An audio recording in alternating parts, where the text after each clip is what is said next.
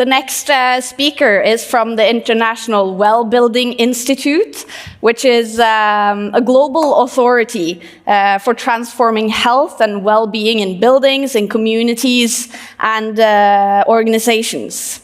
So as a senior technical account manager on the client success team, Eleftherios Zacharakis provides strategic support to companies. He has over 12 years of experience within sustainability in the Nordics and in the US. And he's worked with high-profile and innovative companies in the fields of real estate, technology, and professional services. Eleftherios has spearheaded the global trend for public health and well-being with his people-first approach in building organizations and communities. So let me introduce Eleftherios Zacharakis. Hi everyone, and I'm very happy to be here. My name is Eleftherios Zacharakis. I'm from the International Wellbeing Institute based out of Stockholm, Sweden. And I'm very happy to be here. Thanks for the invite to Earthings and this amazing event. And also thank you, the audience, for being here today and here discuss and exchange information and knowledge. So what is health? This has been something quite like a topic to talk about the last 2 years of the pandemic. How do we define it? Is there actually a definition about it? Well, the World Health Organization defined what health is back in 1948. So health is a state of complete physical, mental, and social absence of sickness and focusing on well-being. This is something very straightforward. So the shareholders, the customers, the employees of companies, they're asking, what are you doing to put my health first the past couple of years? And what we can actually say about it in a broader definition is that they're asking, what are you doing to put my environment first, my planet, my family, my diversity, my environment around me? So what we've seen the past couple of years coming out of the pandemic is that health is very vital. And from boardrooms to the chain of production and everywhere in between, the people are asking actually the same question to their employers, to be their partners, to support them with a healthier environment of their own selves. So we have a couple of examples, like for example, the poll by Gartner showed that more than 70% of workers, when they go back to their offices, they're asking their companies, what are you doing? What have you done that I feel safer? Then another Deloitte survey has shown that more than 70% of the CFOs of Fortune 1000 companies are feeling the pressure to act on social justice and climate change topics. Gallup survey has actually made an analysis and shown that annually more than $8.1 trillion are costing the industry because of low engagement of workers. So working with well actually works. Our clients have numbers of cases since 2015 where we launched our first standard, and they start actually applying in their organization to follow-ups every year. So we have something very unique, statistics that shows actually how health and well-being is making people more productive and happier. And that's not only in the commercial office sector. We have seen a lot of great examples as well in the residential market, where we have seen that working with well and applying health and well-being even in residential buildings can bring a lot of value back to their owners and the companies working in this sector. So independently if it's a commercial office sector, or residential, or education, and so on, we all know now that health and well-being really matters and brings back to the economy. So what do we do? What do we do with at IWBI, at the International Wellbeing Institute? As we were introduced just before, IWBI is the global authority for transforming health and well-being for buildings, organizations, and communities. We have a specific mission to lead the global movement to put people in the center of decision-making and culture. So what we've done the past couple of years was to strategically place ourselves in Well version 2 that was graduated 2 years ago, just before the pandemic, in an alignment with the global ESG frameworks and sustainability schemes. And among them, you can see our partnerships with USGBC and the Green Building Council in Australia and Reset, and how we have actually worked together with aligning well and green building certification, but also the broader ESG frameworks like the UN Sustainable Development Goals, IRIS, that is an ESG framework for investing, and GRI for reporting, and GRESB, sustainability evaluation for real estate. So, well, how we're working? So, well is an evidence-based roadmap framework that encompasses more than 500 strategies. And these strategies are also actually showing how you can work on a very specific way to bring in health and well-being in buildings from a technical design perspective, but also how from an organizational perspective you can function with policies and put people first and focus in an extremely specific way based on science. What we actually do beside, and that differentiates us from other systems, is that we also focus on testing and verifying what we're actually looking into in a prospective way to work with. So we're focusing on on-site testing and also continuous monitoring, moving forward the industry to a more smart way of working, and also engaging the occupant. So we collect data to get a feedback and see their engagement to further develop and optimize their health and well-being.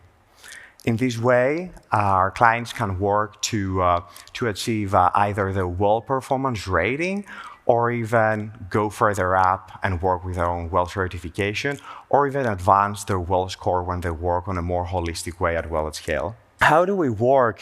Well is very flexible. Well at Scale, the program that we actually launched the past year, is a more holistic approach. It's more than one certification. It's actually engaging your organization with well and see it from a more flexible perspective, how that meets your own needs, goals, and standards. So we're looking into finding the goals that reflect your organization and how you want to move forward. If you want, for example, to work with climate change or diversity, equity, and inclusivity, we have a subset of evidence-based scientific strategies that you can actually work with them to achieve your goals. Flexibility is a key issue, and scientific evidences and alternative solutions is something that we really want to make sure that our clients have access to. So, for example, if you want to focus on reducing employee stress and burnout, it's not just only focusing on circadian lighting design, but we also support you with strategies about implementing and introducing physical activities and incentives, but also how you can actually work with your HR and workplace strategy about mindfulness practices. So what is a program that focuses on flexibility, and it's unique for every organization to adjust based on their needs to achieve their ESG goals? When you work with well, you place people first and you start working with the goals and values that encompasses and reflects your organization. You can create a culture that it's limiting the stress and burnout, that supports people to thrive, to feel inclusive, And also that reflects back to your brand and how you can actually strengthen your ESG performance and your investments with your stakeholders. Previously, age, health was seen as the invisible part in the ESG framework, the environmental and social governance framework. But we have seen the past couple of years more than 70 global leaders among our clients, such as Goldman Sachs, Uber, JLL, Charter Hall, and many more, including well in actually scanning their ESG strategies, setting their goals, managing them, optimizing them, and then reporting them in their ESG reports and CSR reports in order to achieve and get access to sustainable finance. That's something unique, and that's something that we have developed together with them to move forward. So what is important working with our clients in the long term is that we can bring in value across all aspects of their businesses. We work together with the sustainability team to create a framework, a roadmap that reflects their values and their needs based on climate change and other topics. We work together with the HR team to actually focus on how they can create a more inclusive environment and create and foster a workplace culture that brings top talent and makes the company branding themselves as one unique one. Then we also support and work together with the financial and ESG team to redefine their strategies, how they can actually reflect them back on the reports and support their financial team to seek for access to sustainable finance. At the same time, we collaborate with our marketing team to celebrate their achievements and communicate their mission to the world and their stakeholders. So what do you do when you start working with, well, wrapping up? We're identifying our clients' goals, where they're coming from, what they want to do, and trying to define their goals. We're specifying which ones they are, we prioritize them, and then we connect them through the WELL standard with specific strategies on how to start achieving and working towards these goals. We identify key metrics in order to start improving them by tracking the progress with on-demand performance metrics. If you then measure something, you don't really know how you actually improve yourself. So this is something that we're talking about here today in our summit, and I think this is pretty useful. Next one, we want to see how they perform.